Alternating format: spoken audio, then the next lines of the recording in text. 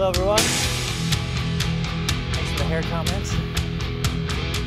I hope to be able to keep you awake after lunch here.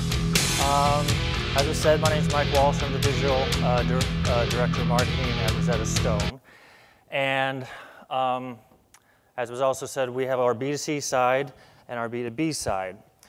Further to that, our B2B side is split into two large categories: pure enterprise and then our education side. So we have our language training program in schools, elementary schools, high schools, colleges, all over the nation, all over the world, and then we go to enterprise companies as well for a variety of reasons.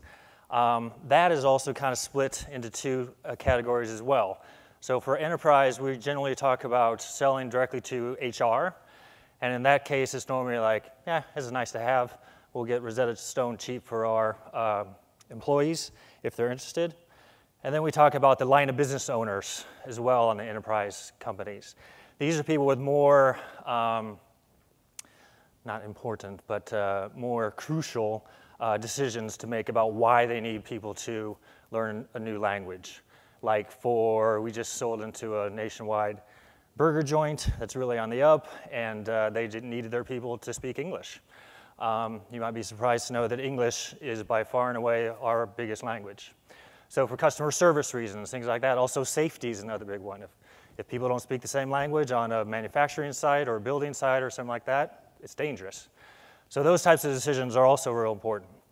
So the reason why I'm kind of going through this is it'll help make sense of when we started to do account-based marketing, how I ended up with this monstrosity.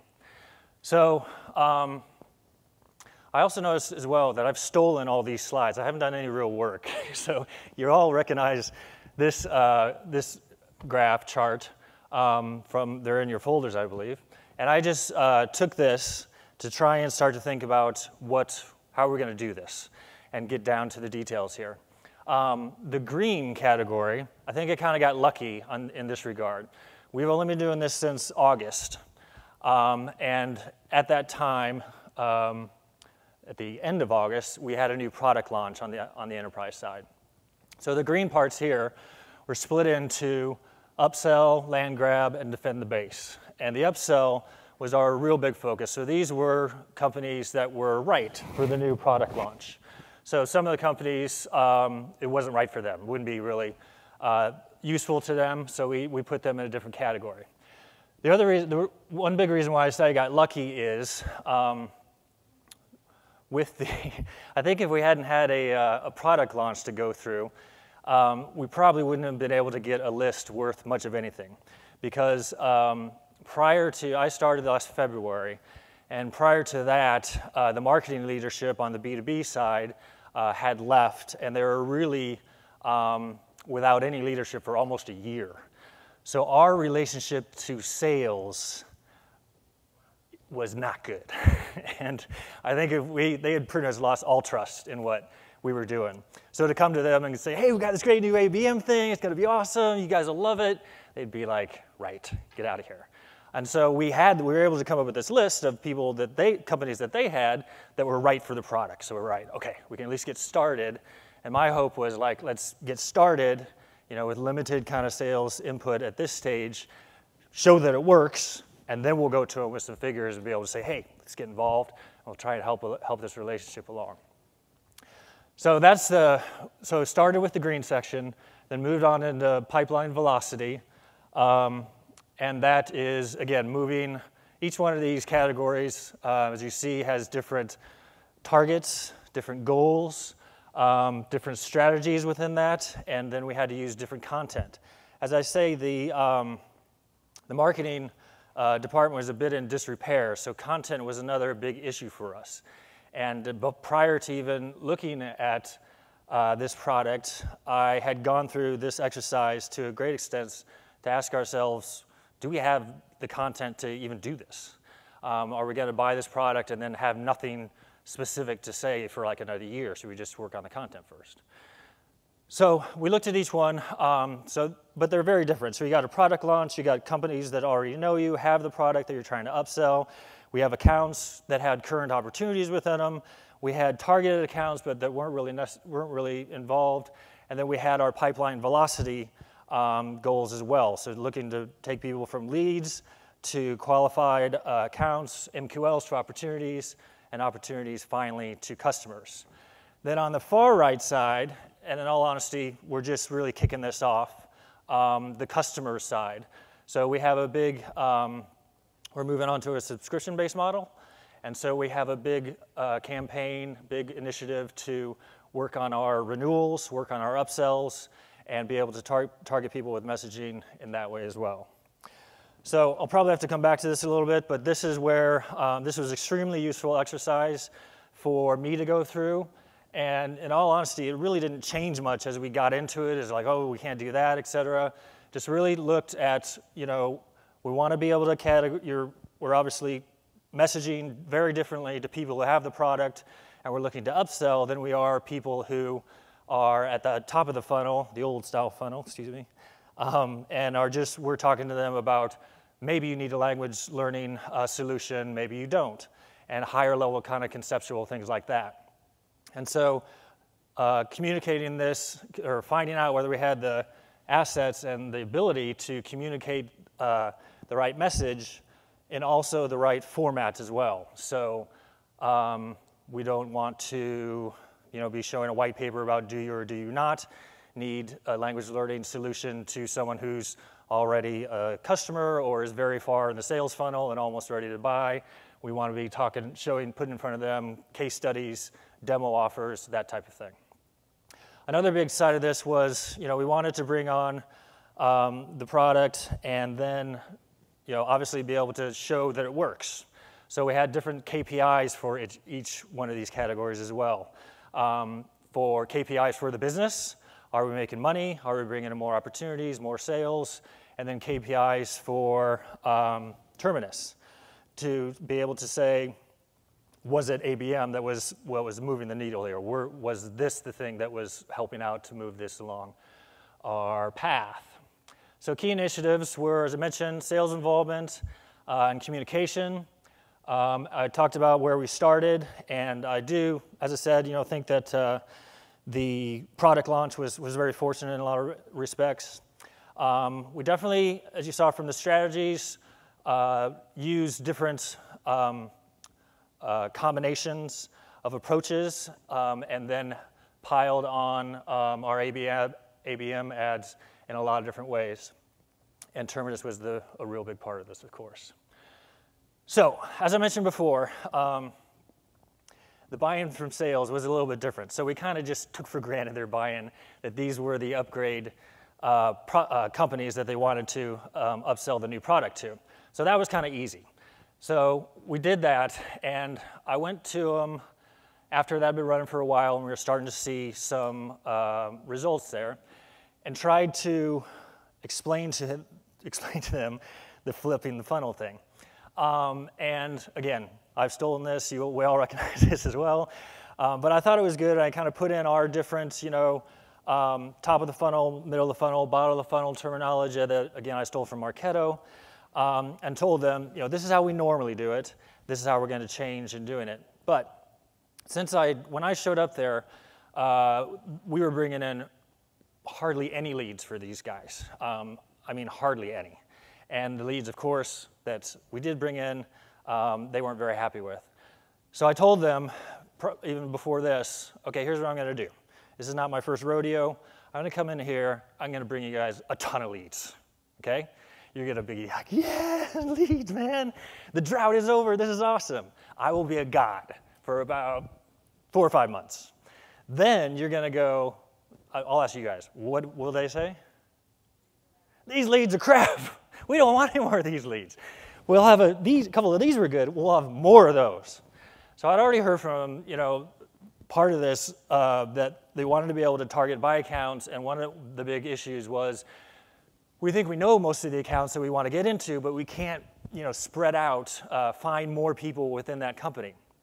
So I've been looking for a account-based marketing solution for a while, and Terminus was great to be able to come along at the right time, of course. So again, they hadn't even had the whole sort of old funnel for very long. I had to convince them that we were flipping it. So I kind of kept the old one going and bringing in lots of leads, because when they get lots of leads, generally they can be more happy than when they don't get any, and try to stack this on top of it. And this is how I went about explaining with it. And man, they didn't understand a word I was saying. I mean, it was like crickets. And it was really difficult because they didn't even understand the first model, and I was trying to switch it. So then I was like, this is what I stole from Marketo. So this was another big part that was a big change for us, is they'd never let us mess around this far down the funnel anyway. And we all know that once you get down into where there's actual deals, actual pipeline and things like that, if they don't trust marketing, sales can get very, very paranoid about, don't mess up my deal. Marketing messed up my deal. They lost it for me. So this was, part of the whole selling into them, that you can trust us now, and as we've been providing these leads, sales are up, we've hit our targets, and now we're going to really help you. And this has been said several times today, but, this whole model, it really has to get into the sales side of things and get down to the trenches of this company, this deal, how much do you think it'll be worth, actual hand-to-hand combat with sales. But we were in a position where they wouldn't have told us any of that if I'd just gone in there going, hey, let us get involved. We've been total crap for the last year, haven't given you anything, now let us take over. So it was a real struggle here to get this across. And as I said, we started with the format here. Wanted to go through this a little bit. We had certain videos that were a good timing, but this was another big part of our whole process as well, and that really hasn't been talked about today too much, is, okay, say we have all these categories, say that sales is bought in on it, what are we going to say? Because we've never had the ability to really talk to these groups so precisely. And the other thing that I'll get to that in a sec, but we were very unsure about what sort of messaging people were going to respond to and whether we even had it. So I'm looking, of course, I don't want to make an investment in something, then not be able to show ROI. So this was a big part of our process, really getting down in the weeds here. And again, very different from the content and assets and strategies of the renewals and upsells versus the content for the prospects, MQLs to opportunities to customers as well. The other thing is creative content aligning to stage and purchase driver. So one big thing for us is that Terminus has allowed us to do, which has been really awesome, is allow us to put in our purchase driver. And that for us is, so essentially, why are these people buying, or why are they interested in buying from us? If we don't know that, then you're just talking about general kind of, everyone should know a new language or this type of thing. But when we know their industry and we know their purchase driver, say, as I mentioned before, it is safety, then we can lead with not only do you know it's a good idea, but we've got information on safety or customer service numbers or case studies right around that. And it, when I was talking to sales about this, I was really fishing with them as well to come up with, to me, it's that silver bullet. And I think when you find that, this type of thing can really help. And I always said to them, at least, that like when you're on Amazon and you're going around and you're looking at a red shoe, they don't retarget to you about shoes and boots and clothes and wouldn't it be nice. That same red shoe follows you around the internet forever until you buy it. And that's what we're looking for, is our red shoe. And a lot of these I don't think are even kind of permanent silver bullets. So I was challenging sales to work with us to find that angle, that message that is really going to hit a target audience. Because as I've gone through, we have kind of a disparate audience, and people will be buying for different reasons. So as a for instance, someone came across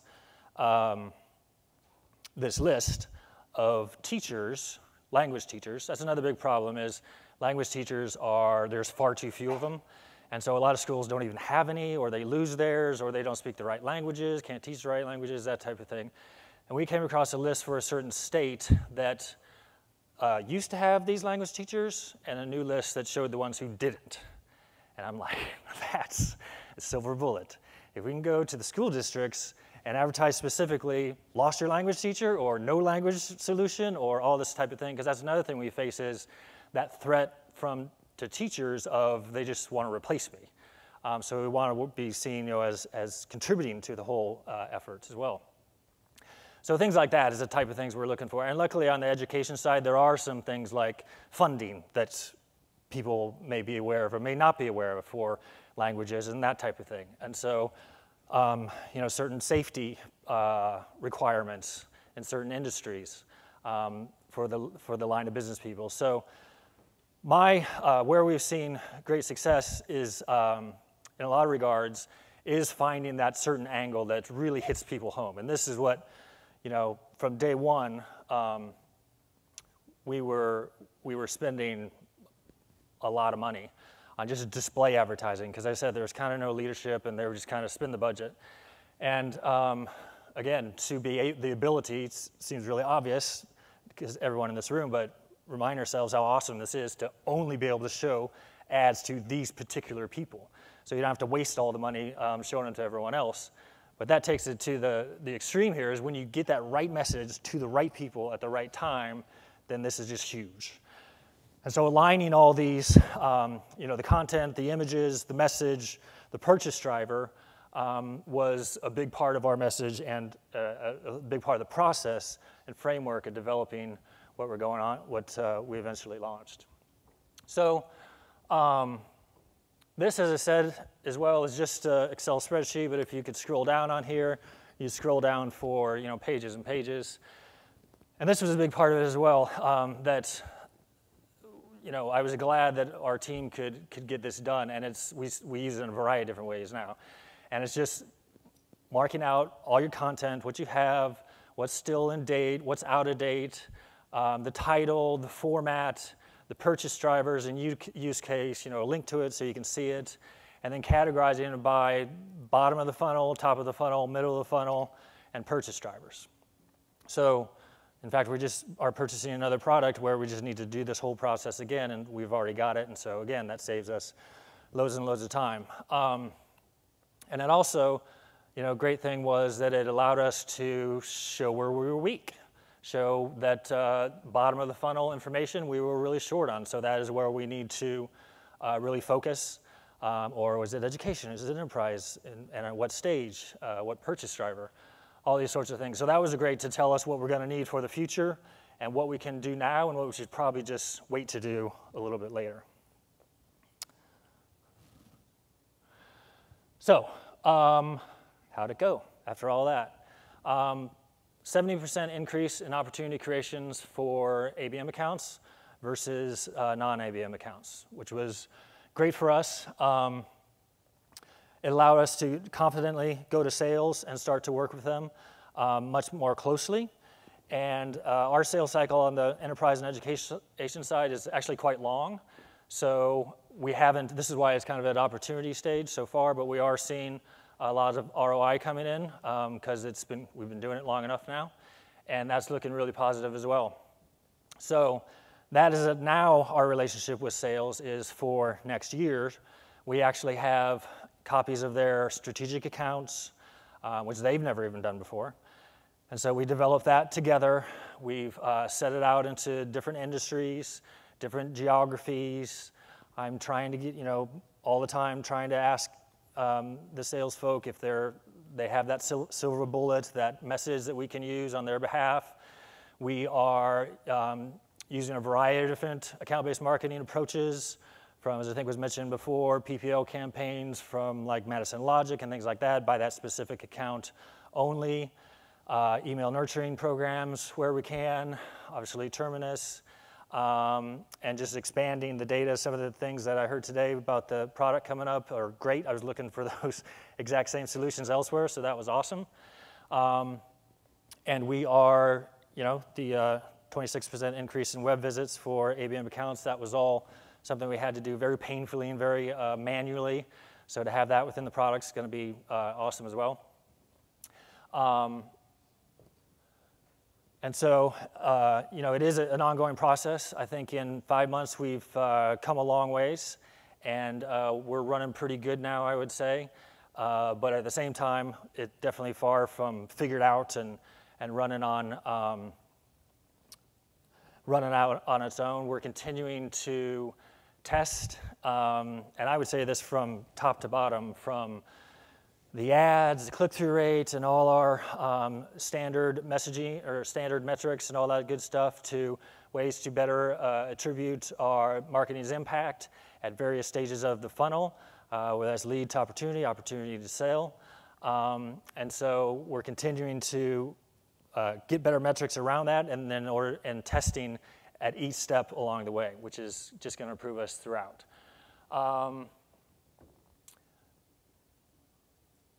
And I think that's where we're at. I think it's a pretty exciting time. I've learned some great things in the room today, and we're going to continue to take some of those back and use them.